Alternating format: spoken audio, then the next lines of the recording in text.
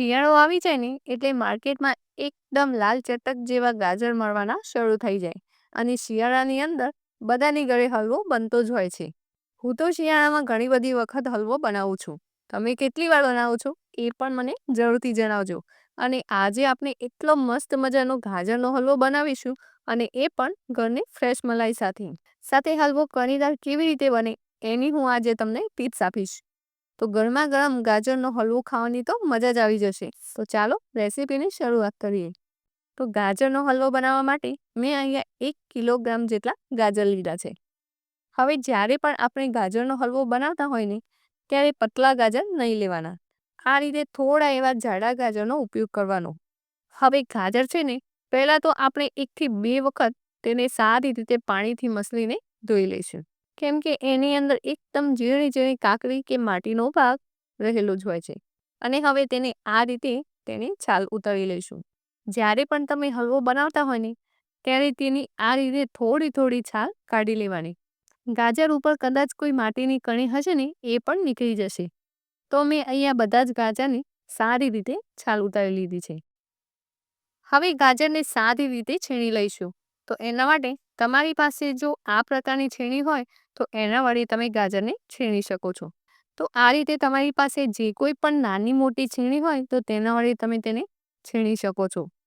જો તમે આ રીતે નાની છીણી વડે ખમણી કરશો તો ગાજર મેલ્ટ થતાં વધારે સમય નહીં લાગે અને તરત જ તે સોફ્ટ થઈ જશે અને હલવો એકદમ સોફ્ટ બનશે.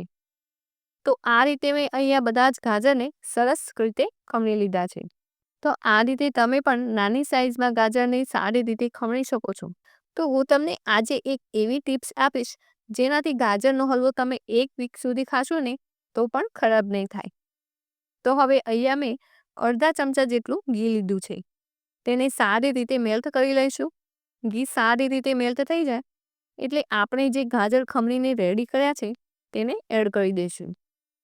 હવે પહેલી ટિપ્સ તો એ છે કે ગાજરને સરસ રીતે પહેલાં તો શેકવાના છે. તો અહીં મીડિયમ ગેસની ફ્લેમ પર ગાજરને 8 થી 10 મિનિટ માટે શેકી લઈશું.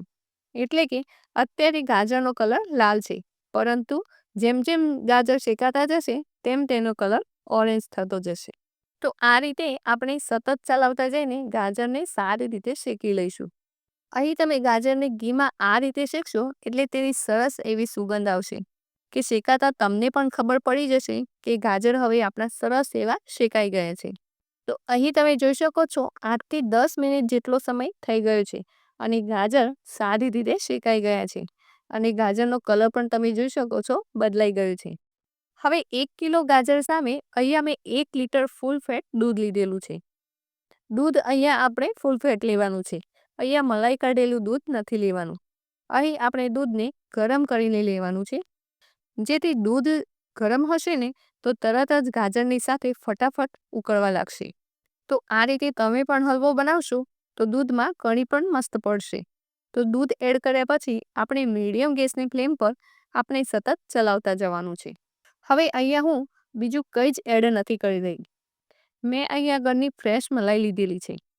તો અહીંયા અડધો કપ જેટલી મલાઈને આપણે એડ કરીશું.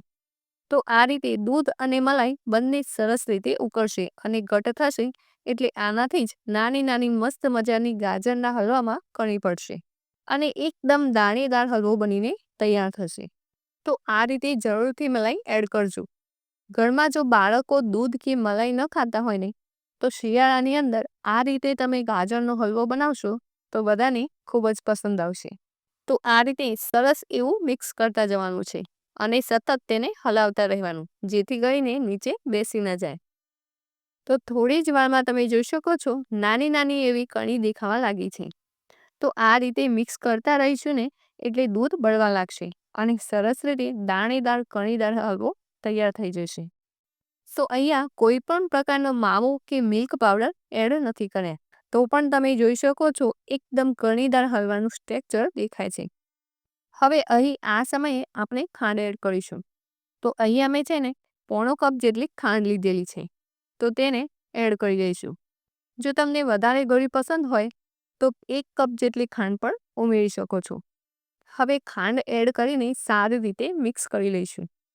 અહીં ખાંડનું પાણી બળવા લાગશે એટલે ગાજરના હલવાનો કલર એકદમ લાલ થઈ જશે. જો તમે ઘરે આ રીતે ના બનાવતા હોય ને તો જરૂરથી એક વખત ટ્રાય કરજો. શિયાળાની ઠંડીની અંદર તો ગરમા ગરમ ગાજરનો હલવો ખાવાની મજા જ પડી જશે.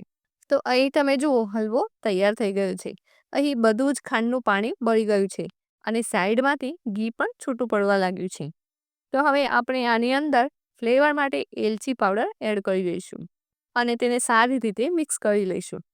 સારી રીતે મિક્સ થઈ જાય એટલે આપણે તેમાં બદામની ચિપ્સ એડ કરીશું અને તેને પણ સારી રીતે મિક્સ કરી લઈશું.